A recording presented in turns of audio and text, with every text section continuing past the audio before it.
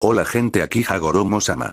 Hoy les traigo la parte 19 de ¿qué hubiera pasado si Naruto era ascendido a Chunin? Se vuelve más serio y el Sandaime sobrevive a la invasión. Antes de empezar, le mando un saludo a Jonathan Flores y a López Juárez. Si les gusta, suscríbanse y activen la campanita. Capítulo 19, Bosque de la Muerte. Lo último que Sasuke recordó fue la mirada de retorcido deleite en el rostro de la supervisora de cabello púrpura justo antes de que ella lo dejara inconsciente con un descarado «¡Buena suerte!» y trata de no morir. Cuando Sasuke recuperó la consciencia, aún le dolía bastante la cabeza. Llevaba la misma ropa que llevaba en el hospital, una camiseta azul oscura de manga corta y pantalones de chándal grises y holgados. Esa zorra. Jurando vengarse de Anko, se levantó del suelo y se limpió la ropa con palmaditas. No tenía equipo, ni mapa, ni armas, ni comida. Su estómago rugió al mirar a su alrededor y notó que estaba en un bosque, uno familiar. El bosque de la muerte, supuso Sasuke con una mirada fulminante. ¿De verdad pensó que esto me asustaría? Se habría burlado si hubiera alguien cerca. Ya había sobrevivido a este lugar antes, cuando era mucho más débil y un shinobi rebelde de rango S lo perseguía, podría volver a hacerlo fácilmente. Sasuke intentó activar su Sharingan, solo para darse cuenta de que no podía. Algo no encajaba. ¿Qué pasa? Sintió una pulsación en el hombro. ¿Era su sello maldito? ¿Podría Kakashi haber reforzado el sello del método de sellado maligno durante su convalecencia inconsciente? No, descartó rápidamente la idea. Kakashi no haría algo tan imprudente. La única explicación razonable era que Anko le había hecho algo. Por lo que parecía, o bien se había entrometido con el Fhain de Kakashi o había añadido otro sello de su propia creación para impedirle por completo extraer chakra, incluido el suyo. Esa perra astuta. Un silbido hizo que los instintos de batalla de Sasuke se activaran. Se apartó justo a tiempo cuando una serpiente pasó volando junto a él y rebotó en el suelo. Eso no es muy agradable. Bromeó una voz alegre. Tú. Sasuke miró fijamente hacia un árbol. Anko le sonrió. Te tardaste en volver en sí. ¿Qué pasa? ¿Te diste cuenta de que no puedes usar tu chakra, niño bonito? ¿Qué hiciste? Preguntó Sasuke. Te diré algo, respondió Anko, cruzándose de brazos con pereza. Si me encuentras en las próximas 24 horas, quitaré mi sello. Si no lo haces, el sello se abrirá cuando yo lo diga. Sasuke fulminó con la mirada a la Tokubetsu-jin. Ella la exasperaba sin proponérselo, pero él se negó a seguirle el juego. Me voy. No se preocupen, crías. Si es que pueden salir de aquí de todos modos, dijo Anko encogiéndose de hombros con indiferencia. ¡Cuidado!, exclamó justo antes de desaparecer en un remolino de hojas. Perra, maldijo Sasuke otra vez. Nunca fue de los que dicen palabrotas, pero ella lo hacía aflorar, incluso más que la rubia a la que le recordaba. Espero que lo esté pasando peor que yo.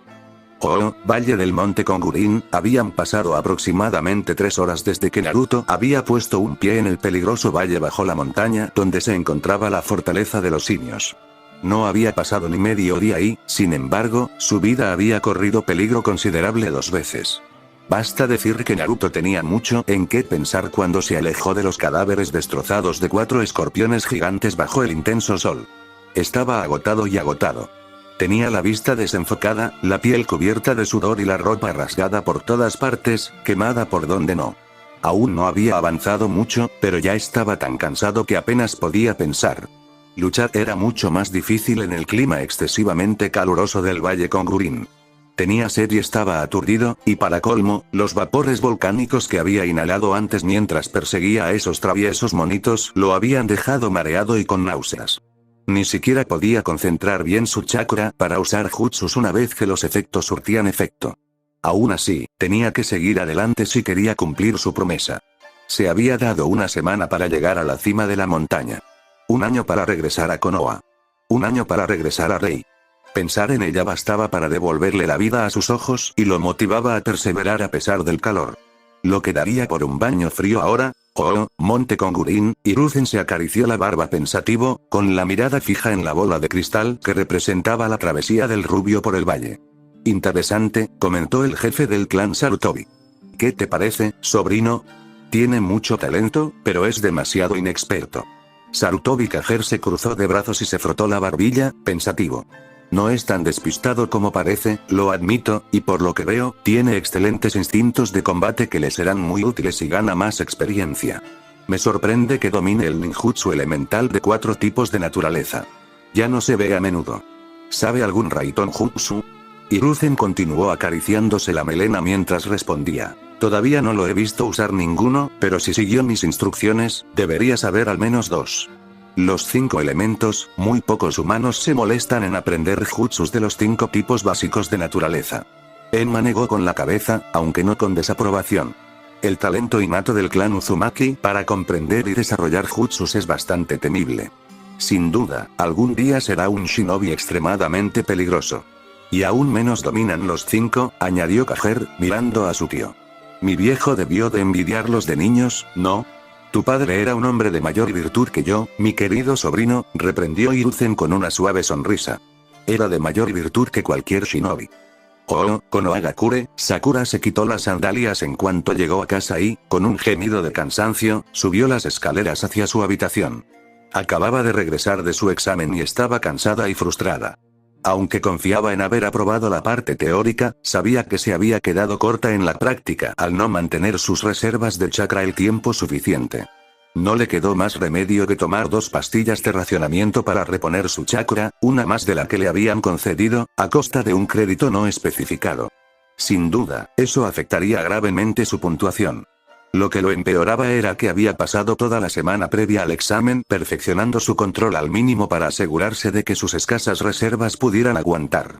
La Rosetta estaba de mal humor, como mínimo, y ahora solo deseaba ducharse, comer algo caliente y quizás algo dulce de postre para consolarse.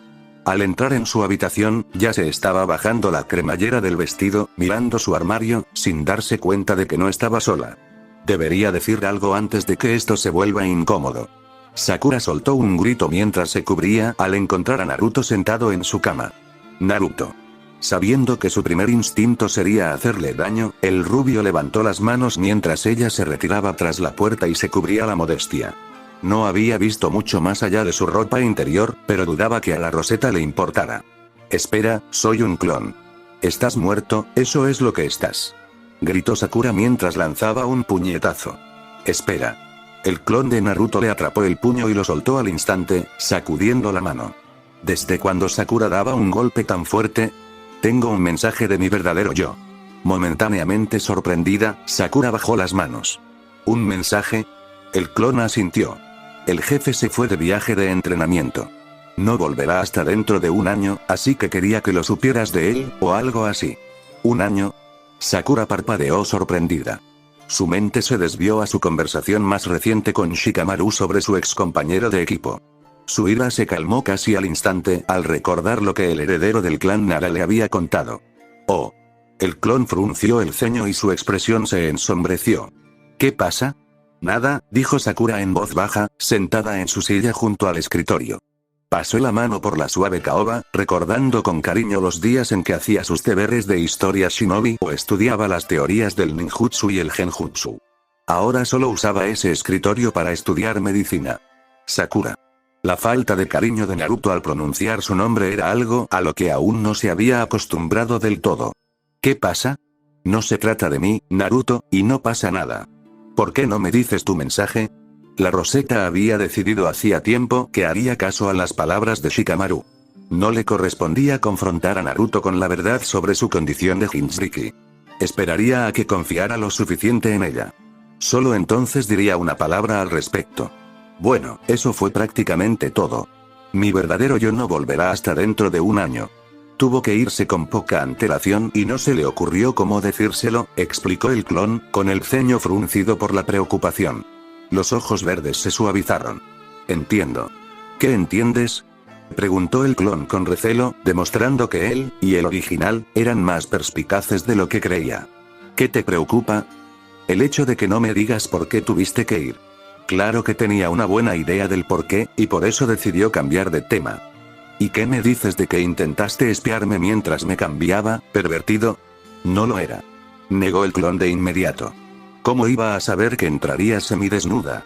¿Quién hace eso? ¿Cómo entraste aquí? Preguntó Sakura, sonrojada por la vergüenza. Naruto la miró con una expresión seca. ¿No nos conocemos? Oh, Valle del Monte Kongurina ja, qué calor hace. Se lamentó Naruto con cansancio. El valle se extendía kilómetros más allá de su vista y aún no podía ver la cima del monte Kongurin. Era demasiado alto y estaba oculto por las nubes. Consideró brevemente quitarse otra capa, pero aparte de su mono sin mangas y sus pantalones anchos, no llevaba mucho puesto, así que descartó la idea. Mataría por un poco de hielo raspado ahora mismo. Se permitió un minuto para disfrutar de un trago de agua de su cantimplora. Aún estaba demasiado ebrio por inhalar los vapores volcánicos mezclados con las hierbas alucinógenas que crecían en el alma del valle y no se sentía capaz de manipular el chakra. Mientras bebía con avidez, se preguntó cuánto más fuerte sería al regresar. Si le costaba tanto comenzar su entrenamiento, no podía predecir cuánto mejoraría al final. Solo esperaba que fuera suficiente. Iremos por ti. Bajó la petaca y cerró la tapa con fuerza. Y los estaré esperando, hijos de puta. Si algo era seguro, no se iría de allí hasta que fuera lo suficientemente fuerte como para causarle a quien fuera a por él más problemas de los que merecía ir a por él. Quizás no pudiera derrotar a Itachi la próxima vez que se encontraran, pero que se lo maldijera si no lo llevaba consigo.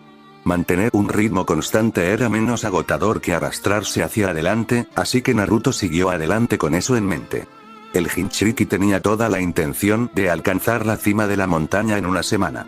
Nunca faltó a su palabra. Ni el calor ni los escorpiones pudieron detenerlo. Varias horas después, Naruto seguía avanzando con una determinación absoluta, aunque sentía las piernas pesadas y la garganta seca como un desierto abrasador, seguía moviéndose. Oh, Amegakure, en la torre más alta del centro de Amegakure se encontraba un hombre alto, de cabello naranja y puntiagudo, con una capa negra con nubes rojas y numerosos piercings en las orejas, la nariz y los labios. Su rasgo más notable eran sus ojos morados, con un patrón ondulado, que brillaban con una intensidad desgarradora. El hombre permanecía solitario en la torre, mientras sus ojos contemplaban la gran metrópolis que había construido. Altos rascacielos metálicos se extendían hasta el infinito desde el corazón de Amegakure. Una lluvia perpetua llovía sobre la metrópolis, incluso de noche, cuando la ciudad resplandecía con innumerables luces que la iluminaban con intensidad. Ame no Kuni era una rareza entre la mayoría de los países, pues no tenía daimyo ni ningún tipo de gobierno civil. Hace muchos años, era un país rico y cultural. Sus habitantes eran felices y generosos, y vivían en humildes moradas de piedra y madera.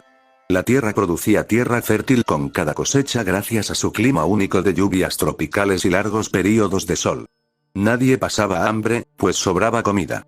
Los habitantes de Ame creían que la lluvia era un regalo de los dioses, quienes los favorecían por encima de todos por su caridad y humildad, y agradecían a los dioses sus bendiciones, celebrándolas muchas veces al año con grandes festivales y emulando su caridad hacia los demás. Lamentablemente su felicidad no duraría. La nación de la lluvia era un país pequeño, sin salida al mar, con 3 de las 5 grandes naciones elementales: tierra, viento y fuego.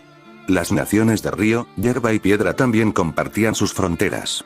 Aunque habían logrado mantenerse al margen de los conflictos de sus países vecinos durante muchos años, las guerras se convirtieron en un fenómeno completamente diferente con la creación del sistema Shinobi.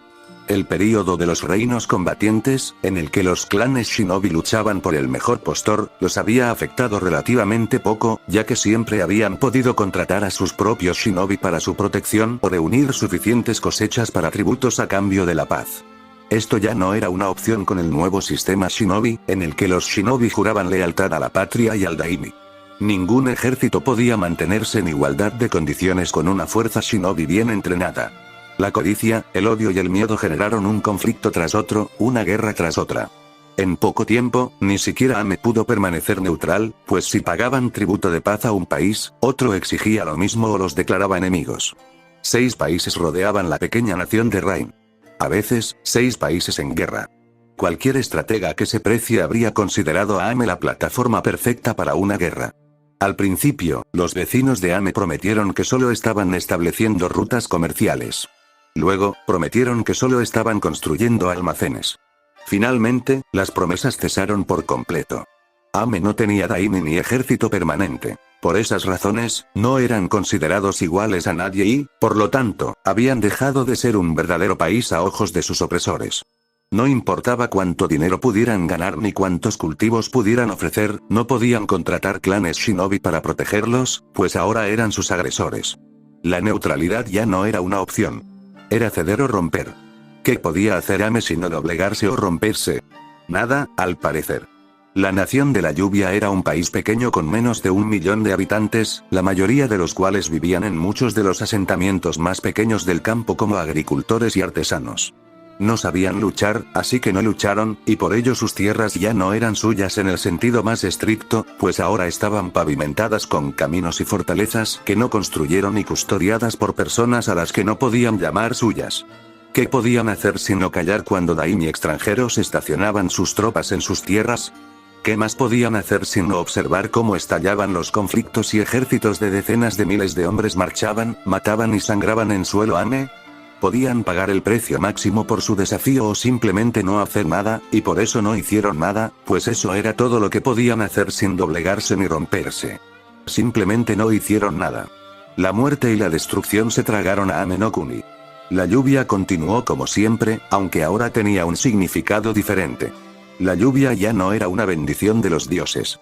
El país y su gente lloraron, y también los dioses, que ya no podían protegerlos. Por un breve tiempo, revivieron la esperanza cuando nació un héroe. Un joven, feroz y noble ascendió al frente como campeón del pueblo. Lo llamaban Ansel Salamandro.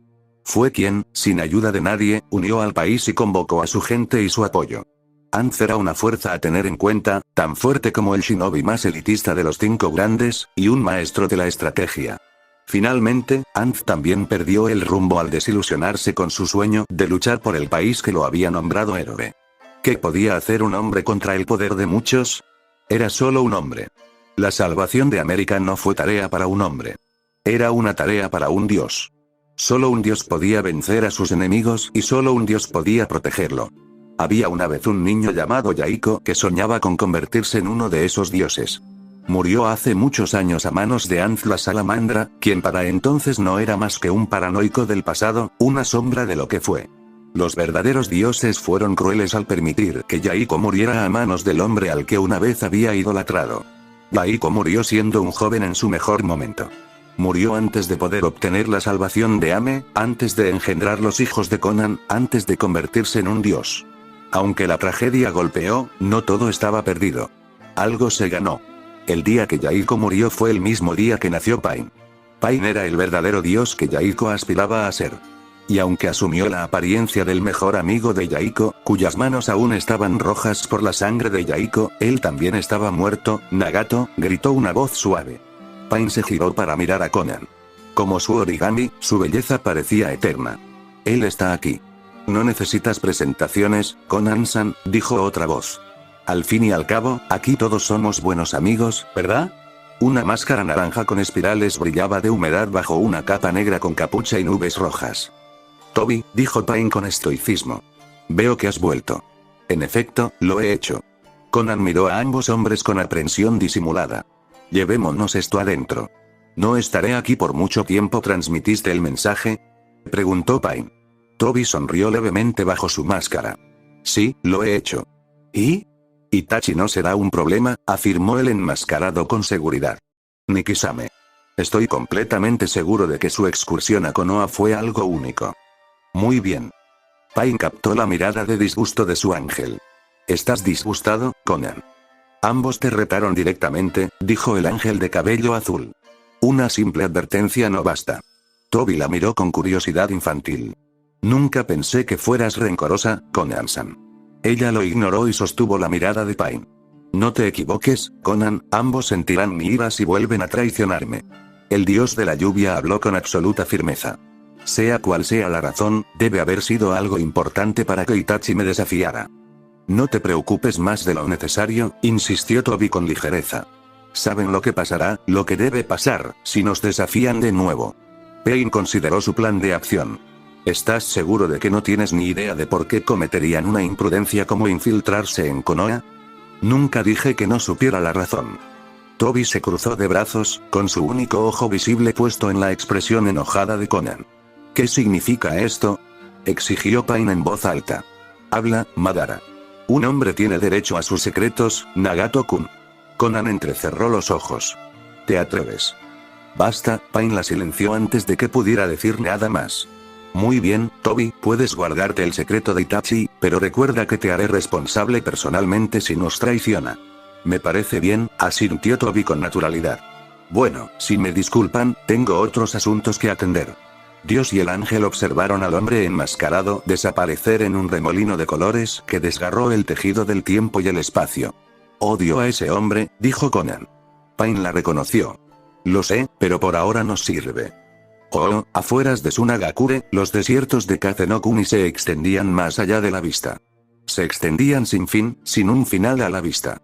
De día, hacían un calor insoportable como un horno sofocante. De noche, un frío implacable. Ningún hombre podría sobrevivir solo al desierto. Era demasiado grande, demasiado traicionero y hábitat de monstruosidades gigantes como escorpiones, arañas y otros depredadores tan feroces que hacían que las criaturas del bosque de la muerte parecieran mascotas domesticadas. Ningún hombre podría sobrevivir en estas duras condiciones sin el apoyo de sus camaradas, nadie más que uno. Desde pequeño lo llamaron Sabaku no Gaara. Era apropiado en más de un sentido. El desierto era su reino y él era su dios. Bendecido y maldecido por el poder del Ichibi no Tanuki, conocido como Shukaku, Gaara poseía la habilidad de manipular la arena como si fuera una extensión de sí mismo. La arena lo obedecía y lo protegía. También lo aislaba del resto del mundo. Senju Hashirama había sido excepcionalmente generoso al obsequiar a Sunagakure con el Ichibi con la esperanza de sentar las bases de la amistad y el entendimiento. Naturalmente, el mundo shinobi rechazó tal consideración. Los registros oficiales hasta el día de hoy afirman que, en lugar de obsequiar el Big, el Shodai Hokage fue obligado a entregárselo al Shodai Kazekage. Pocos se molestaron, o quizás se atrevieron, a cuestionar la legitimidad de los registros oficiales. El nacionalismo era clave para mantener una fuerza shinobi, y quienes se presentaban como disidentes a menudo eran silenciados. De una forma u otra. Esta práctica no era exclusiva de Suna, por supuesto. De hecho, la mayoría de las fuerzas shinobi contaban con facciones de policía militar para mantener el statu quo.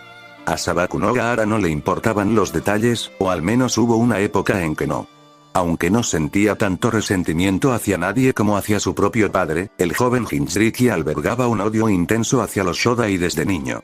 Fue en parte la razón por la que nunca se le ocurrió cuestionar la invasión de Konoha, a pesar de la buena relación que ambos pueblos mantenían desde hacía tiempo. Simplemente quería destruir el hogar del hombre que indirectamente destruyó su vida. La invasión fracasó para sorpresa general. Arena y Sonido habían planeado meticulosamente su invasión durante meses, preparándose en absoluto silencio mientras preparaban el escenario de su dudoso plan en la sombra. De haber tenido éxito, la invasión habría sido sin precedentes y habría sido la mayor victoria en la historia de Sunagakure, de no haber sido por el mismísimo Jinchuriki de Konoha, Uzumaki Naruto, el único que había derrotado a Gaara en batalla. Toda la invasión dependía del éxito de la liberación del Ichibi en la aldea, como una bomba, ante los ojos de muchos representantes extranjeros y escépticos. Pero cuando Gaara cayó, también lo hicieron sus posibilidades de éxito. Había pasado casi un año desde la fallida invasión y mucho había cambiado desde su regreso en desgracia.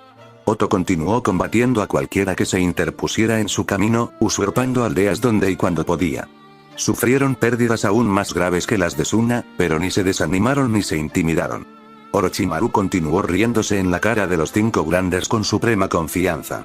Suna no tuvo tanta suerte. A diferencia de Oto, sí respondían ante un daimi, y Konoha sabía a qué puerta había llamado.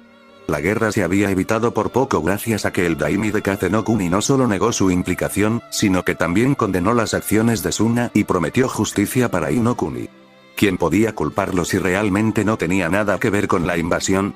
Había motivos de sobra para la vergüenza, y el señor feudal sufrió mucho, ya que su shinobi principal había sido asesinado y reemplazado por un impostor que orquestó la invasión, bajo sus narices y sin su conocimiento.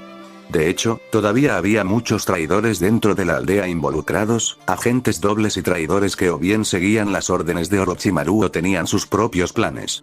La ira del daimi había hecho que el presupuesto militar de Suna fuera apenas una sombra de lo que era. La moral estaba peligrosamente baja y cada día llegaban menos misiones. Kazenokuni incluso estaba empezando a subcontratar misiones a aldeas ocultas más pequeñas. En su defensa, ¿quién querría contratar los servicios de una aldea shinobi tan fácilmente engañada? ¿Quién les confiaría sus secretos, para proteger o arrebatar vidas con discreción cuando no podían mantener su propia casa en orden? Suna estaba al borde del colapso. En los últimos meses, no solo se había puesto en duda su valía para ser considerado uno de los 5 grandes, sino que también comenzaron a surgir disidentes que se hicieron más visibles. Incluso corrían rumores de que una guerra civil se avecinaba.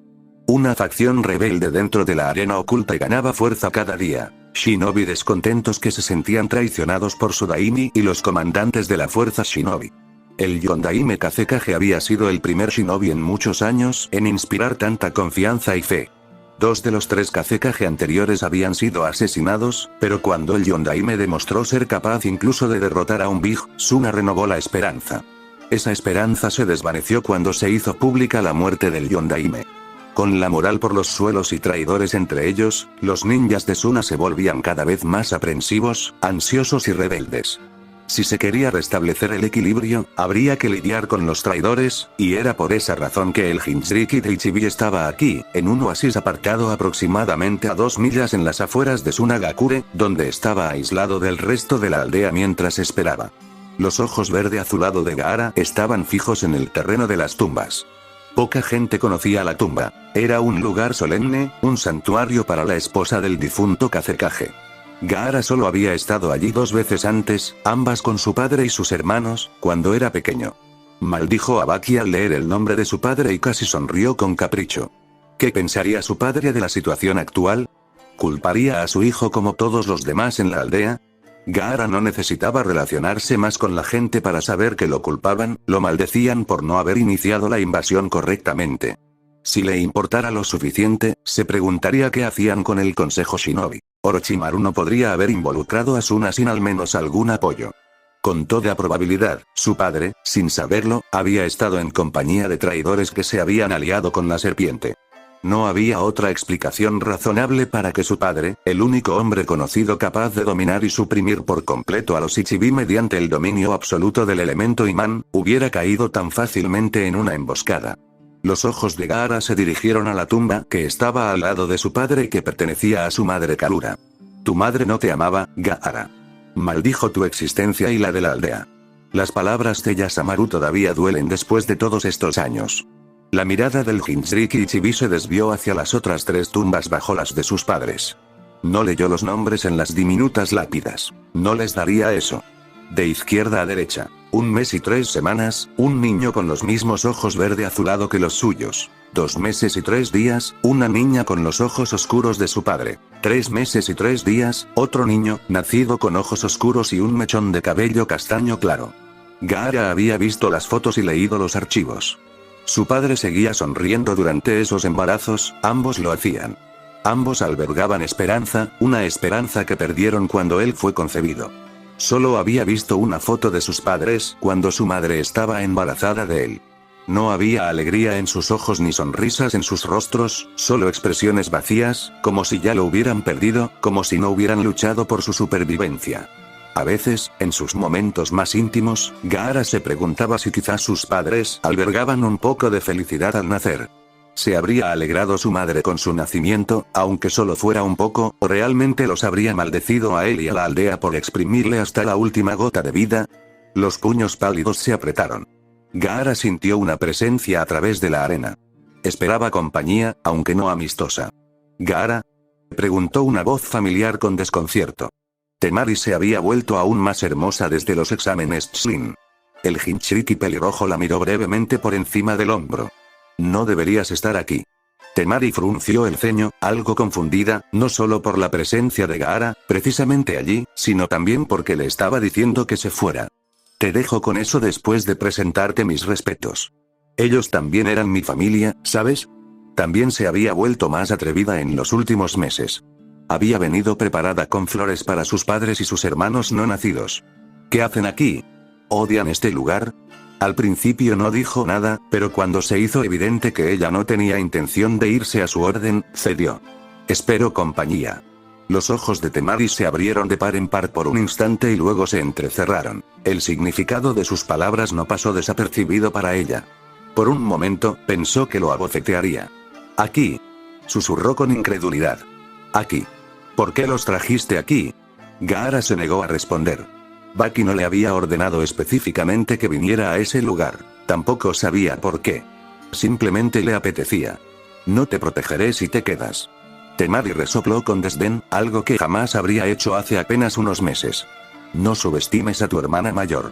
Puedo cuidarme sola. Hermano y hermana permanecieron en silencio frente a la tumba de sus padres. Temari depositó flores junto a las tumbas de sus hermanos no nacidos. El sentimiento irritó a Gaara, pero no lo expresó con palabras. Temari se movió. Gaara. Están aquí, reconoció.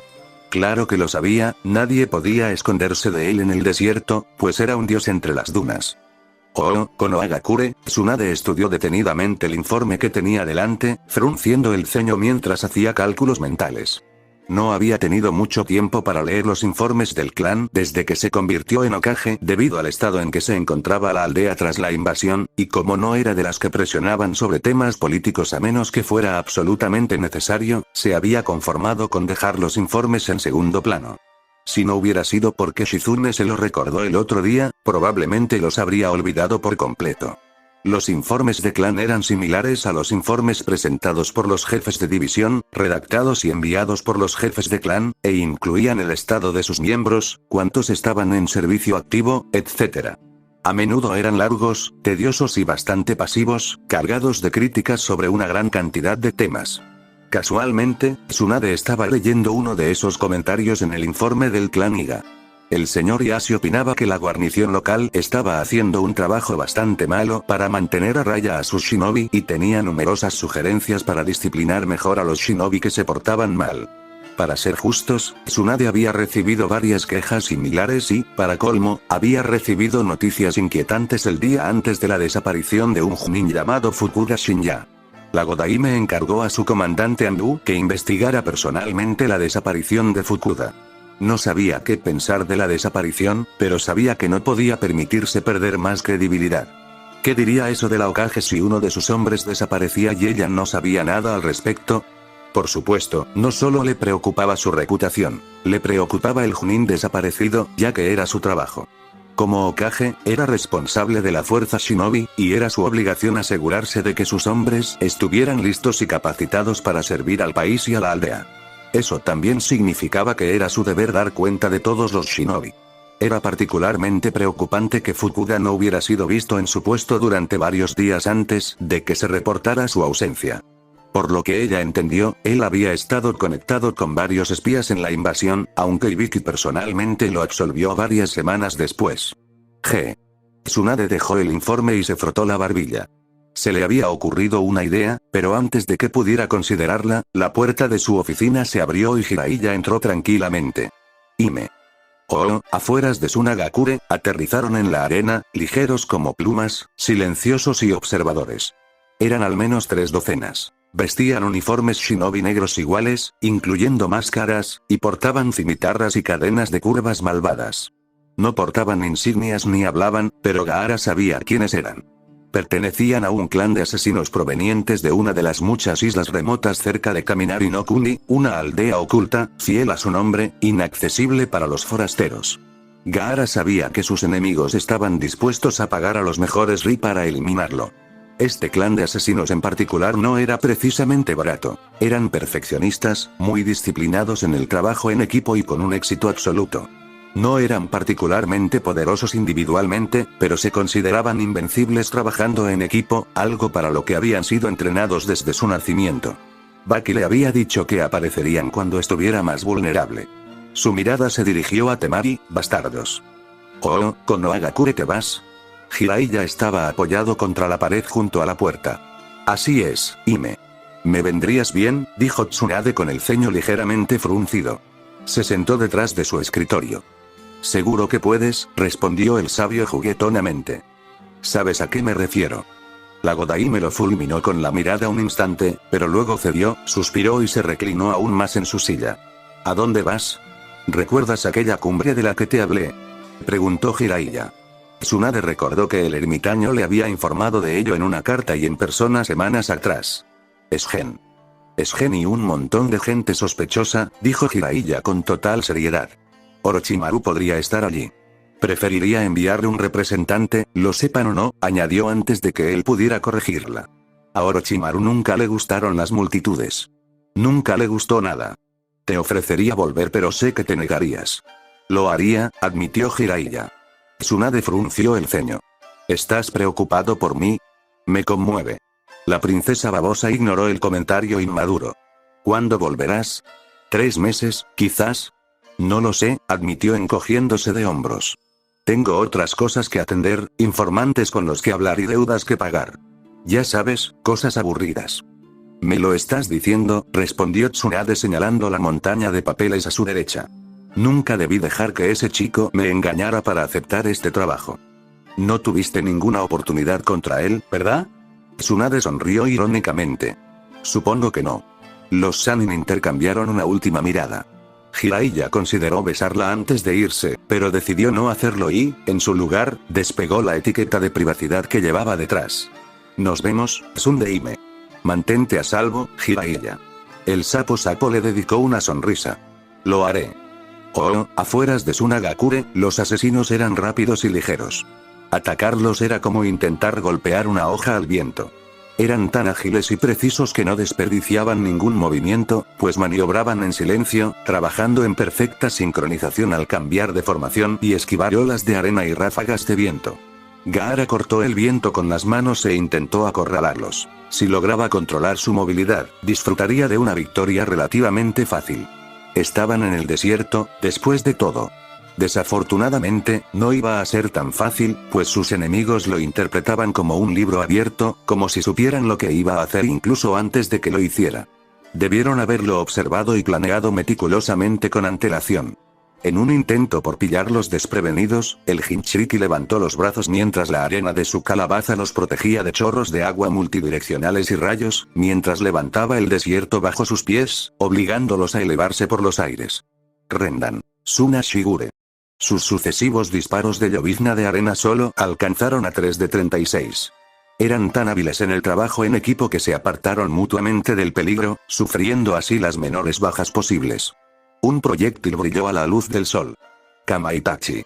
Temari se defendió con fuerza, blandiendo su abanico y creando un torbellino de ráfagas cortantes. La sangre manaba de un corte en su mejilla, donde un kunai la había rozado, un nuevo añadido a los numerosos cortes y rasguños que ya tenía a pesar de los esfuerzos de Gaara por protegerla.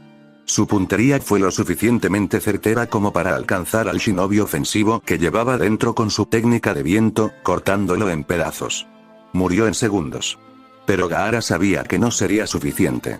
Si ambos querían sobrevivir a esta batalla, tenía que darlo todo, pero con Temari tan cerca, eso no era una opción. Existía una posibilidad razonable de que su hermana resultara herida con su jutsu a gran escala. No estaba dispuesto a correr ese riesgo mientras ella estuviera en la lucha. Seguramente se enojaría con él, pero Gaara decidió sacar a su hermana del combate. La arena empezó a salir de la calabaza que llevaba a la espalda y a acumularse en el suelo, donde siguió creciendo en masa. Hermana. Los ojos de Temari recorrieron rápidamente la zona mientras calculaba distancias y estrategias, como era de esperar de una excelente combatiente de largo alcance. No lo había oído, o si lo había oído, fingió no haberlo oído. Temari. Gaara rara vez la llamaba por su nombre. Fue suficiente para llamar su atención. ¿Qué pasa? El demonio de la arena alzó la mano hacia ella y apretó el puño. En un instante, un grueso capullo envolvió a su hermana. La indignación de Temari era apenas audible y no presagiaba nada bueno para él, pero así estaría a salvo, pensó Gaara mientras bajaba el capullo en el oasis. Valle del Monte Kongurin, Naruto comprendió de nuevo la magnitud del valle. Era muchísimo más grande de lo que había imaginado. ¿Cómo no lo vi?, se preguntó mientras se abría paso por la jungla. Así es. Jungla. Todavía no entendía bien cómo no había visto la exuberante selva tropical desde la espalda de César cuando llegó en avión, pero aún así se sintió parcialmente aliviado. Sin duda, era mucho mejor que las llanuras volcánicas por las que había pasado. Tras horas de caminar penosamente por el desierto rojo bajo un sol abrasador, Naruto se topó con una jungla. Una jungla enorme. Aturdido, sediento y apenas consciente, y aún un poco ebrio, su mente ni siquiera había registrado la selva tropical hasta que oyó el sonido del agua corriendo. Agua corriente fresca. Casi se vuelve loco al tropezar con el arroyo. Estaba demasiado cansado y sediento como para siquiera pensar en tomar una pastilla anticontaminante para comprobar si el agua era potable, así que metió la cabeza y bebió hasta saciarse. Minutos después, con el estómago lleno de agua, Naruto se desplomó en el suelo y quedó boca arriba. Sus labios aún estaban algo secos por la deshidratación, pero se sentía mucho mejor y con la confianza suficiente para controlar su chakra ahora que tenía la mente despejada, así que levantó su sello manual habitual. Sin embargo, se detuvo un momento. ¿Sería hacer trampa usar al Kage Bunshin para recolectar comida y materiales para el refugio? Suponía que no, el anciano no le había dicho expresamente que no lo hiciera, pero no pudo evitar sentir la sensación en el estómago de que debía hacerlo solo. Quizás le estoy dando demasiadas vueltas, pensó Naruto mientras parpadeaba con irritación por el sudor en los ojos. No tuve esta sensación cuando luché contra esos escorpiones, aunque mi vida estaba en juego entonces y ahora estoy siendo perezoso. El rubio dejó escapar un suspiro de exasperación. ¿De verdad estás discutiendo contigo mismo, Uzumaki? Tras pensarlo unos minutos, Naruto cerró los ojos, usando su mochila como protección. 5 minutos de descanso y sabría qué hacer. Naruto cayó en un sueño profundo en el momento en que cerró los ojos. Afueras de Sunagakure, volúmenes de sangre se filtraron a través de la arena que rodeaba el oasis oculto por las dunas. Manchas oscuras, algunas mezcladas con vísceras, suficientes para hacer que incluso el estómago de un shinobi experimentado se revolviera. Los brazos de Gaara se movían continua y vigorosamente mientras manipulaba la arena con fluida precisión, como un maestro director dirigiendo un sublime ballet de muerte y destrucción. Sus enemigos intentaron frenarlo con jutsus de agua. Habían venido preparados con formaciones eficientes para abrumarlo, moviéndose en grupos de media docena de hombres. De haber sido en cualquier otro lugar, probablemente habrían ganado, quizás incluso si el demonio rojo de arena hubiera aprovechado el poder del Ichibi. Chorros de agua a alta presión con una potencia de corte considerable azotaron sus defensas por todos lados mientras Gaara seguía insistiendo. Media docena de ojos flotaban sobre él. Gaara esperó el momento oportuno, aún no se habían dado cuenta. Su ojo no Shukaku se dirigió al oasis. Temari yacía en el fondo, protegida en un capullo hermético para evitar que estorbara ahí, siendo sincero, por su propia seguridad. Sin embargo, el sentimiento sería en vano si no actuaba rápido antes de que se le agotara el aire. Gaara respiró hondo y giró los brazos, envolviéndose en una gruesa capa de arena comprimida. El Jinchuriki se llevó el dedo medio al ojo derecho. Como siempre, por un instante, una parte de él se maravilló ante la ironía de usar esa técnica, una que había copiado de su padre. Daisan no me. Solo podía usar un ojo a la vez con su técnica del tercer ojo y solo en su forma base, y así reprimió su modo Jinchuriki inicial para poder calibrar rápidamente y con cuidado las posiciones de sus enemigos, cambiando de un ojo a otro como una cámara de una sola pantalla. 3 docenas de hombres habían sido enviados tras él, 10 ya había matado, incluida la víctima de Temari, y 26 permanecían. Continuaron atacando en 4 grupos de 6 con jutsus de agua, rayo y fuego, los 3 elementos con mayor probabilidad de debilitar su escudo definitivo. Ahora. Gaara extrajo suficiente chakra de Shukaku para fortalecer su jutsu mientras lanzaba su Daisan no Me. Aún no había probado esta técnica en combate, pero ahora era un momento tan bueno como cualquier otro. La defensa definitiva de Shukaku hablaba por sí sola. Gaara quería ver de qué era capaz su ataque definitivo. Gaara se arrodilló, apoyó ambas palmas en la arena bajo sus pies y se concentró. La sangre de sus aspirantes a asesinos caídos comenzó a acumularse en un charco bajo él y se extendió con él, mezclándose con la arena mientras formaba una lanza con 4 hojas de curvatura perversa. Su chakra fortaleció el hierro de la sangre con la arena comprimida, convirtiéndola en un arma increíblemente duradera. La lanza de Shukaku. El domo de arena se disolvió y Gaara se puso de pie, sus ojos reemplazados por los de Ichibi. Afueras de Sunagakure, Kankure estaba fuera de sí por la preocupación. El sudor le corría por la cara. Se frotó el ojo irritado con la manga, arruinando sin darse cuenta su pintura facial estilo kabuki. El titiritero encabezó la carga al frente de un grupo de búsqueda de 30 hombres. Sigan el ritmo. Ladró el recién nombrado Flynn. Ese maldito idiota de Baki había intentado ocultarle que Gaara estaba en peligro. ¿Sabía de las serpientes en la arena? Claro que sí, no era tonto después de todo, pero ¿cómo iba a saber que serían lo suficientemente audaces como para atacar ahora, y nada menos que en el desierto? Claro que Gaara podía cuidar de sí mismo, Kankure no tenía ninguna duda, pero Temari, Baki palideció al mencionar que Temari había ido a presentarle sus respetos. Kankure-sama. Se acercó uno de los Chunin de sus huestes. Se llamaba Kaizawa Masaki. Era su Shinobi Sensor, un recurso invaluable en el desierto. Percibo una enorme oleada de chakra en la dirección a la que nos dirigimos.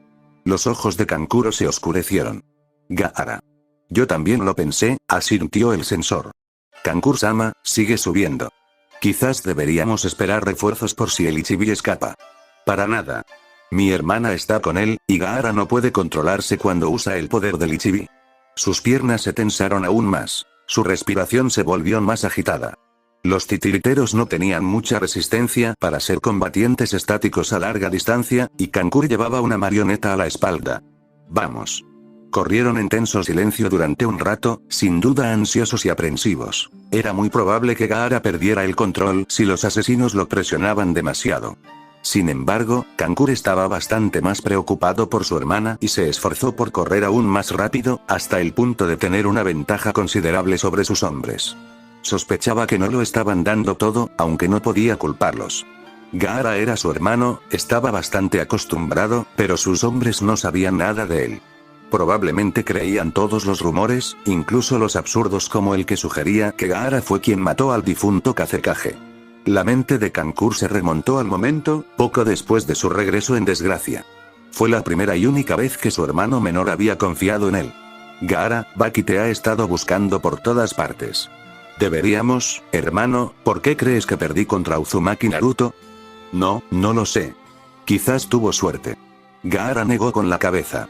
¿Qué significan realmente los lazos? Gaara.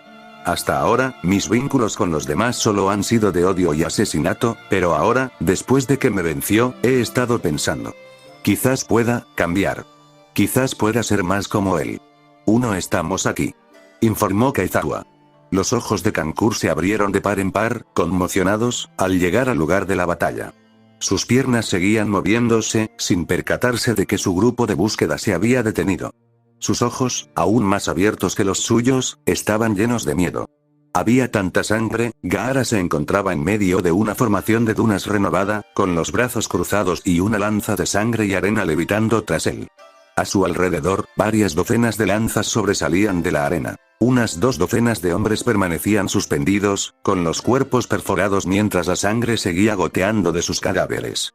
Kankuro parpadeó con fuerza mientras finalmente obligaba a sus piernas a detenerse.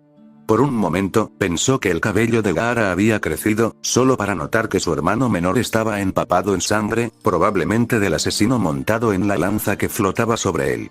Gaara, Kankuro. La voz de Gaara le sonó hueca, casi ajena. La mirada de Shukaku le atravesó el alma. Kankuro retrocedió involuntariamente. ¿Dónde está Temari? Preguntó cuando recuperó la voz. ¿Qué le pasó? Gaara hizo una mueca. Cayó de rodillas y se agarró la cabeza. Gaara. Kankuro dudó. ¿Podría tocar a su hermano sin peligro o intervendría el Shukaku? Decidiendo no arriesgarse, preguntó. ¿Estás bien? Gaara no le respondió, sino que levantó el brazo e hizo un gesto de agarre hacia el oasis. Kankuro giró la cabeza y abrió los ojos de par en par al ver que un capullo de arena emergía del agua y se disolvía, dejando caer bruscamente el cuerpo inerte de Temari al suelo en caída libre. «Atrápenla», ladró fuertemente el titiritero.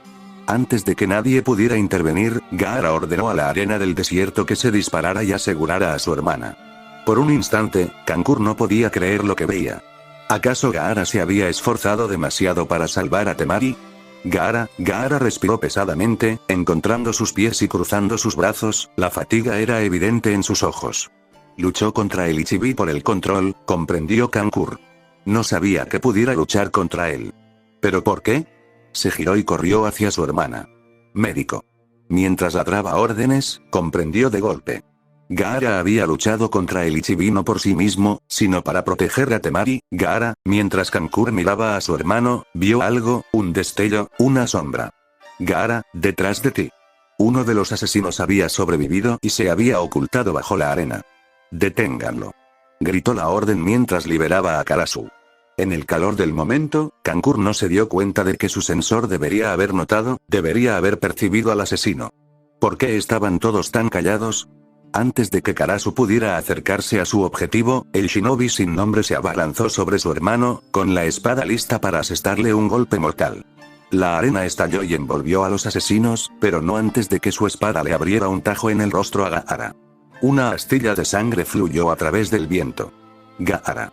Enfurecido, Gaara rugió y apretó el puño con fuerza. Su instinto asesino se disparó a niveles similares a los de días anteriores a su derrota. Gaara quería sangre, y la obtuvo a raudales. Sabaku SS. Kankura había presenciado la prisión de la cascada de arena de Gaara muchas veces. Había visto a Gaara matar incontables veces, por deber, por placer. Incluso lo había visto matar por puro aburrimiento. Kankur nunca había visto a Gaara matar por venganza. No sabía cuánto más aterrador era. La arena de Gaara no cubría el rostro del asesino. Su máscara había sido arrancada y mostraba su expresión agonizante ante el mundo que veía. El miedo en sus ojos era evidente incluso desde la distancia. Era como si estuviera mirando al mismísimo diablo. En ese momento, Kankur pensó que él también lo hizo. La sangre y las vísceras explotaron en una lluvia de sangre que revolvió el estómago y salpicó la arena de manera audible. Kankur soltó un suspiro que no se había dado cuenta de que estaba conteniendo y suspiró aliviado por un momento. Entonces, al girarse para gritarles a sus subordinados, lo comprendió. Demasiado poco y demasiado tarde. Kaizawa, el sensor, Kaizawa, sujetó a una Temari sometida contra el suelo, de rodillas, que se estaban enrojeciendo por la arena caliente. Temari apenas estaba consciente. Su abanico estaba en manos de otro shinobi. Kaizawa presionó su kunai contra su cuello. Esta es nuestra oportunidad. Podemos deshacernos de ustedes tres, monstruosidades, ahora mismo. A Kankur se le heló la sangre. Libérala, Kaizawa. Ahora. Eso no va a pasar, dijo Kaizawa, algo nervioso, pero sonriendo. Ustedes tres son como el Yondaime. Corre por sus venas su sangre, esa sangre terca y maldita que lo mató. Su debilidad es la razón por la que no logramos destruir Konoha. El mundo se ríe de nosotros por su estupidez. ¿De qué estás hablando?, gritó el titiritero. Suelta a mi hermana. No se preocupen, no se irá a ninguna parte, dijo Kaizawa con frialdad. Ninguno de ustedes lo hará. El sensor se burló mientras acariciaba la mejilla de Temari. Tu padre, el idiota, se negó a aliarse con Orochimaru y mira lo que le pasó. Se hizo matar y ahora somos el hazmerreír del mundo shinobi. Todos los sacrificios que hicimos fueron en vano. Nos falló. Fue él quien nos dio la espalda. Suna siempre ha tenido que demostrar su valía. Es bien sabido que somos los más débiles de los 5 grandes. Suna no inspira respeto. El más bajo en poder, mano de obra, ingresos, el big más débil, dime, Kaizawa dirigió su ira hacia Gaara. ¿Cómo perdiste contra un Jinchuriki que ni siquiera está completamente realizado? Eres igual de responsable del fracaso de la invasión. Dime exactamente cómo pudiste perder contra un anfitrión tan débil. Kankur deseó que sus ojos mataran en ese momento mientras miraba a Kaizawa con odio puro. No tenía ni idea de que su fracaso pudiera haber causado tanto daño, pero más que eso, no podía perdonar a nadie por culparlos, por culpar a su hermano, cuando habían hecho lo mejor que podían. Pero antes de que pudiera hablar, Gaara lo hizo, con una voz tan tranquila y serena que apenas podía creerlo. Luchó por un propósito mayor, dijo Gaara mientras miraba fijamente a Kaizawa. Perdí porque él, una leve sonrisa iluminó a Gaara para sorpresa de todos, incluyendo a su hermano. Uzumaki Naruto luchó por un propósito mayor que yo. Esa es la razón por la que perdí. La expresión de Kaizawa era de incredulidad y locura. ¿Qué dices?, gritó. ¿Dices que perdimos porque no pudiste encontrar la determinación? ¿Es eso? Estaba decidido a matar a Uzumaki Naruto. Nunca había deseado tanto matar a nadie en mi vida, ni siquiera a mi propio padre, quien me condenó a esta existencia. La sombra de Kaizawa se llenó de arena mientras Gaara hablaba, lo suficientemente alto como para que todos pudieran oírlo. No fue por falta de determinación que perdí. Fue por falta de propósito. Luché solo para demostrar mi existencia, maté para sentirme vivo, para confirmar que existía, que importaba. Nadie había oído a Gaara hablar tan extensamente porque nunca lo había hecho, porque nadie era lo suficientemente valiente para escucharlo. Le temían porque su violencia no tenía límites, le temían porque era invencible. Ahora que Gaara había probado la amarga derrota, ya no le temían tanto, pues ya no era el demonio invencible que creían. Más importante aún, parecía preocuparse lo suficiente por sus hermanos como para tenerlo a su merced con uno de ellos como rehén. No tenían miedo porque, para su propia incredulidad, habían descubierto que Gaara tenía corazón. Así que escucharon. Entiendo su ira, continuó Gaara con la misma voz fuerte. Hasta hace poco, era una de las pocas emociones que entendía. Mi padre fue el primero en muchas generaciones que pudo exigir el respeto del mundo, y ustedes lo idolatraban por ello. Les trajo esperanza en un futuro, esperanza de que sus familias no sufrieran daño bajo su protección, esperanza de que el mundo no nos menospreciara. Mi padre los decepcionó cuando murió, no alcanzó su potencial, no logró ser el héroe que necesitaban que fuera, y en lugar de culparse por sus propios fracasos, culpan a un hombre muerto. ¿Qué sabes tú de todo esto? No sabes nada. Solo vives para matar y destruir, naciste para eso. Gritó Kaizawa. ¿Qué sabes tú de las pérdidas que hemos sufrido? Esta aldea ha sufrido durante generaciones a manos de cada agresor que creyó poder arrebatarnos lo que es nuestro. La terquedad de tu padre nos hizo fracasar, y por su culpa muchos hombres buenos murieron en vano. Kaizawa apretó el cuello de Temari con más fuerza, mientras apretaba el kunai con fuerza y dibujaba un hilo de sangre. Gaara lo entendió. Kaizawa necesitaba a alguien a quien castigar. No le interesaban la razón ni la lógica. Simplemente necesitaba reivindicación, como fuera, y no estaba solo. Los pecados del padre, así es. Dijo Kaizawa histéricamente. Las lágrimas corrían por sus ojos, como si el ninja de Suna finalmente pudiera desatar la ira y la frustración contenidas en su interior, concentrándolas por completo en Gaara. Su entrenamiento shinobi había quedado en el olvido. Cobardes. Gritó Kankura a todo pulmón. Debiluchos. Son tan responsables como, granos de arena flotantes llamaron la atención de Kankura. Antes de que pudieran seguir su mirada, Gaara extendió los brazos.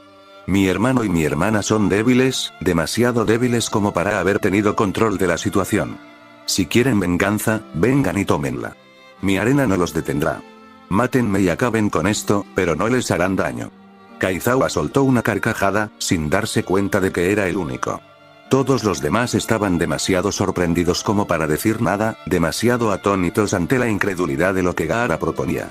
¿De verdad esperas que te crea?, preguntó el Chunin, trastornado, desenvainando la espada de un subordinado cercano y arrojándosela a Kankura. La hoja se clavó en la arena y permaneció en pie. «Estás loco si crees que voy a seguir tu juego», dijo Kankura. «Lo harás o le cortaré la garganta a tu hermana». La mano de Kaizawa volvió a acariciar a Temari. Mantuvo la mirada fija en ambos hermanos, disfrutando perversamente de provocarlos, e incluso llegó a deslizar la mano lentamente hasta que selló su destino. Kaizawa estaba muerto, decidió Kankura en ese instante. Agarró la espada por la empuñadura y comenzó una acecha asesina hacia el traidor. Kankura. Retumbó la voz de Gaara. Haz lo que dice. ¿Me has prometido que liberarás a mi hermana cuando tengas tu libra de carne? ¿De verdad hablas en serio? Rió Kaizawa histéricamente. No se daba cuenta de cómo había cambiado el ambiente, de cómo sus hombres habían empezado a pensar diferente. Claro, como quieras.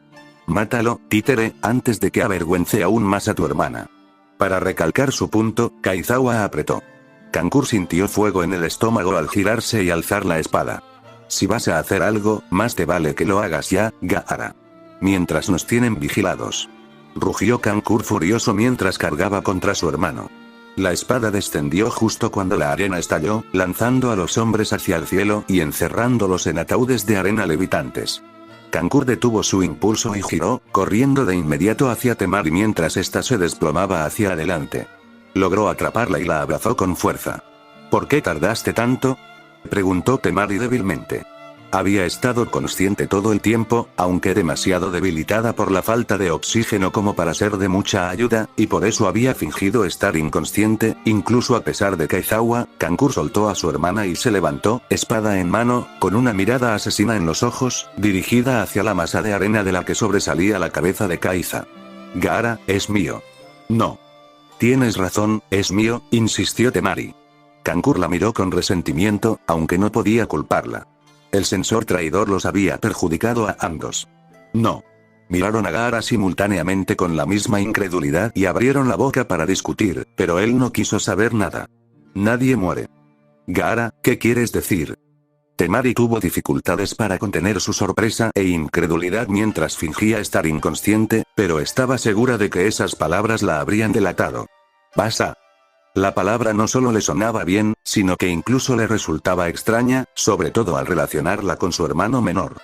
¿Perdonarles la vida? Lo que sea que piense de él, padre era un héroe para ellos. Su fracaso es nuestro fracaso, y a pesar de lo que nos digamos, también les fallamos, explicó con calma.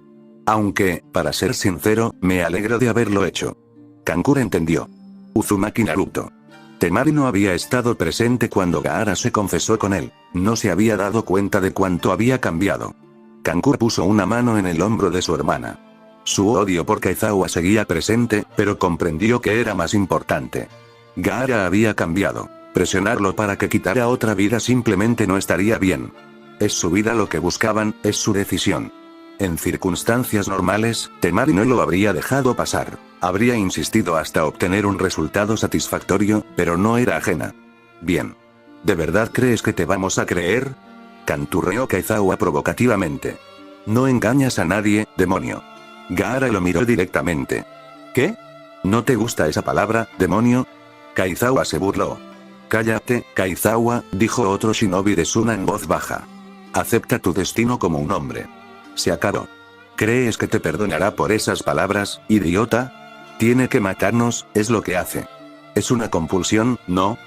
Kaizawa miró a Gaara a los ojos, con expresión vacilante. ¿Qué pasa con esa mirada? No me mires como si pudieras compadecerte de mí, demonio. Ahora te recuerdo, dijo Gaara. Tenías un hermano. Kaizawa, tu hermano estaba en la guardia de mi padre. Temari miró al Junin suspendido, ahora podía ver claramente su rostro. Kaizawa Daisuke, intervino Kankuro. Recuerdo el orgullo con el que dijiste su nombre cuando me dijiste que había muerto con nuestro padre, protegiéndolo, leal hasta el final. Por eso me sorprende tanto que hicieras algo así, Masaki. ¿Qué descaro tienes al dirigirte a mí con tanta familiaridad, escoria? Tu padre, basta. Gaara bajó los ataúdes de arena y volvió a cruzarse de brazos. Requería mucho más control mantener a 30 hombres atados, sobre todo cuando estaban levitando. Sigues culpando a nuestro padre como si fuera la causa de toda tu miseria. ¿Por qué no asumes la responsabilidad de tus propios fracasos en lugar de esconderte tras excusas y chivos expiatorios por no querer reconocer tus defectos? ¡Qué cobarde! Mátame y acaba con esto, demonio. Kaizawa Masaki guardó silencio y se resignó a su destino. Gaara contempló su próxima decisión. Estaba seguro de que, a pesar de lo que habían hecho, no quería matarlos. No quería más sangre en sus manos si podía evitarlo, y menos aún sangre de sus compañeros shinobi de Suna. Apenas unas semanas atrás los habría matado sin pensarlo 2 veces. Meses antes ni siquiera habría llegado a esto. Incluso podría haber dejado morir a Temari. Pero ahora, las cosas eran diferentes. Él era diferente. No quiero volver a ser esa persona, se dio cuenta Gaara. No quiero volver a estar solo. El dolor de estar solo, es increíble, ¿verdad? No sé por qué, pero entiendo tanto tus sentimientos que de verdad duele. Pero yo, ahora tengo personas importantes para mí. No dejaré que las lastimes. 2. Esas palabras lo habían atormentado desde que Uzumaki Naruto las pronunció. Por muy amarga que fuera la derrota, le dieron la esperanza de creer en ellas, de cambiar gracias a ellas. Y ahora había cambiado. Gaara cerró los ojos. Nadie muere. Los ataúdes de arena comenzaron a disolverse. Los cautivos fueron liberados antes de que Temari o Kankuro pudieran quejarse, aunque no es que lo hicieran. ¿Qué significa esto? Preguntó Kaizawa con una voz tan llena de incredulidad que parecía genuina. ¿Por qué no nos matas? ¿Es una treta? Algunos de los rebeldes liberados comenzaron a murmurar entre ellos, aunque la mayoría cayó en un silencio inducido por la conmoción. En mi derrota, encontré esperanza. Gaara los silenció a todos con esas palabras. Toda mi vida creí que estaba destinado a convertirme en la encarnación del mal, y que la muerte y la destrucción eran lo único para lo que servía. No creía en cosas como la amistad y la familia porque no me consideraba digno de ser considerado humano, de poder tenerlas y apreciarlas. No fue hasta que conocí a Uzumaki Naruto, un Jinchuriki como yo, alguien que me comprendía y sentía mi dolor con solo mirarme. No fue hasta entonces que me di cuenta de que podía ser algo más de lo que soy ahora. No sabía si algo de esto los estaba afectando, no sabía si le creerían, si realmente lo estaban escuchando, ni siquiera si dejarían de intentar matarlo, pero mientras Gaara les contaba todo lo que había estado pensando desde su derrota, mientras les abría su alma, sintió que un peso inmenso se le quitaba de encima. Por primera vez en su vida, Gaara se sintió humano, como si estuviera cambiando, como si realmente estuviera cambiando. No podía detenerse ni aunque quisiera. En la derrota aprendí lo que es realmente importante, aprendí que luchar por mí mismo nunca me traería la paz, y que mi determinación siempre fallaría contra alguien que luchaba no por su propio bien, sino por aquellos que eran importantes para él. Gaara hizo algo inusual, sonrió. No era una de sus habituales sonrisas malvadas y asesinas que tenía cuando estaba bajo la influencia del Shukaku. Era una sonrisa genuina. No me había dado cuenta hasta ahora de que siempre he tenido gente importante a mi alrededor. Mi hermano y mi hermana son importantes para mí, quiero protegerlos y lucharé por ellos para protegerlos. Con el rabillo del ojo, Kankur vio las lágrimas brotar de los ojos de su hermana. No había visto llorar a Temari desde que eran pequeños. Ni siquiera había llorado cuando se enteraron de la muerte de su padre. Sin embargo, no podía culparla. Sus propias emociones amenazaban con dominarlos. Si me dejas, lucharé por ti también, dijo Gaara finalmente, con una voz tan genuina que no podría ocultarla aunque quisiera, y ellos no podrían ignorarla. Uzumaki Naruto lucha por su aldea. Eso lo hizo más fuerte de lo que yo jamás podría ser, pero aún más importante, le dio algo mucho más valioso. Le dio paz. Quiero hacer lo mismo, quiero ser como él, así que no te mataré. No te haré daño. En cambio, Gaara no sabía si tenía el coraje de decir las palabras para comprometerse con su cambio, pero de alguna manera lo encontró en lo más profundo de su estómago. Me convertiré en Kazekage y te protegeré con mi vida. Las lágrimas ya fluían a raudales, y Temari no era la única. Entre los hombres a quienes Gaara había perdonado la vida, muchos cayeron de rodillas y suplicaron perdón, mientras que otros permanecieron en estado de shock o se sintieron abrumados por la culpa. Incluso Kaizawa Masaki se quedó sin palabras mientras lloraba, con la cabeza presionada contra la arena y los puños apretados. Kankur se secó los ojos con la manga, abrazando a Temari con un solo brazo, mientras los hombres se aferraban a las túnicas de Gaara llorando por perdón. Por primera vez, la arena no intervino. No quedaba ninguna amenaza que exterminar, ningún enemigo del que defender a su anfitrión. Lo va a lograr, dijo Temari secándose las lágrimas. Ha cambiado, Kankur. Lo sé, hermana, respondió Kankur con una sonrisa dibujada en su rostro. Nunca pensé que fuera posible, dijo una voz familiar. Los dos se giraron al ver a Baki acercarse. A pocos metros detrás de él, una horda de unos 50 shinobi permanecía de pie. El experimentado Chunin tenía una mirada de orgullo al ver a Gaara separarse de la multitud y arrodillarse junto a Masaki. No pensé que este día llegaría jamás. Ninguno de nosotros lo sabía, dijo Temari con voz entrecortada. Estaba fuera de sí de felicidad. Sentía que acababa de presenciar un milagro. Quizás sí. Ahora todos lo aman, creen en él, dijo mientras más shinobi comenzaban a rodear a Gaara. Estaban coreando su nombre. Una sonrisa se dibujó en el rostro habitualmente severo de Baki. Lo escuché todo. Parece que Gaara heredó el poder que Uzumaki tenía. Kankur frunció el ceño confundido. ¿Qué quieres decir? Cualquier poder que Uzumaki tuviera sobre Gaara que le permitiera cambiarlo, parece que lo ha transmitido, ese carisma único que inspira confianza en los demás, añadió Baki vagamente. Nunca había visto nada igual. Hermano y hermana solo pudieron asentir, comprendiendo. Lo que Baki decía, por extraño que fuera, sabían que tenía algo de verdad. Habían visto a su hermano cambiar antes que ellos, y habían presenciado el poder de ese cambio. En ese momento supieron que estaban viendo al próximo Kazekage. Oh, Valle del Monte Kongurin, la jungla era de una belleza impresionante por la noche. Una brisa fresca se aferraba al aire nocturno con un toque relajante, y el cielo nocturno era una hermosa mezcla de negro, azul e índigo, adornado sin innumerables estrellas que brillaran con tanta intensidad que Naruto no podía imaginar nada más hermoso. Este lugar está bien, reflexionó, tumbado en la hierba alta. Cuando no me matan las cosas, quiero decir. Soltó una risita. Ya estoy hablando solo. Siendo sincero, no se sentía solo en absoluto.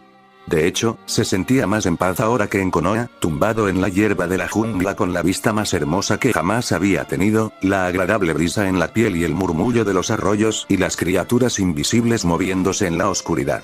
Así que así es como se descomprime de verdad, ¿eh? Es genial. Naruto nunca se descomprimió mucho antes. Solía estar demasiado ocupado para eso, o luchando por su vida o la de alguien más. Sus días libres solían pasarlos haciendo tonterías o en compañía de los demás. Por primera vez en mucho tiempo, estaba completamente solo con sus pensamientos. Fue sorprendentemente relajante.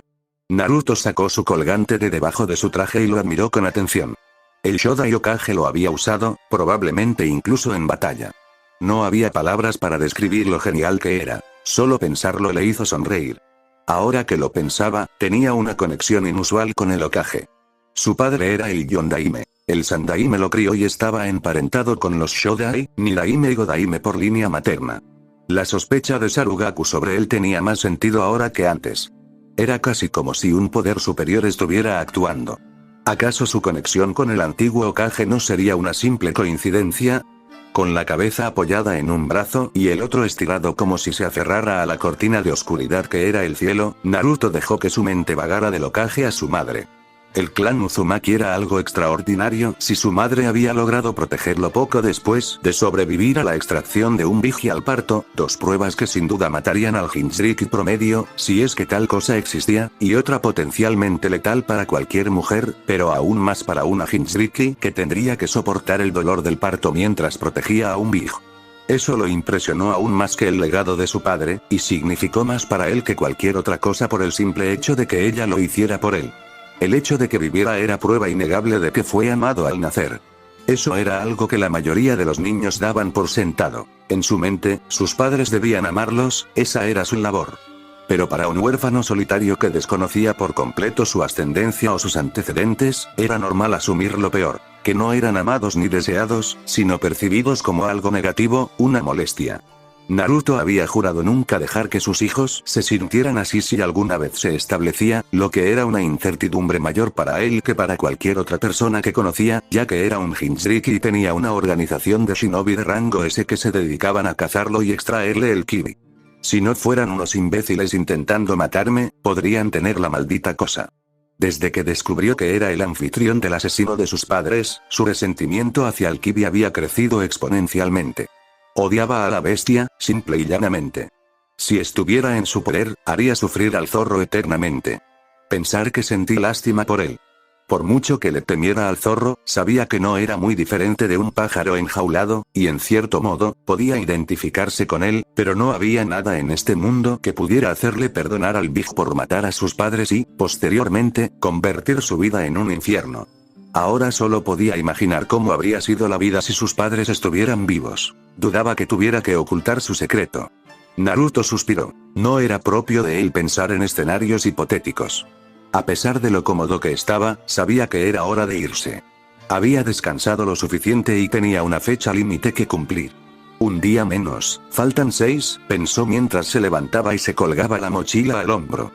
Fin del capítulo, espero que les haya gustado, suscríbanse y activen la campanita.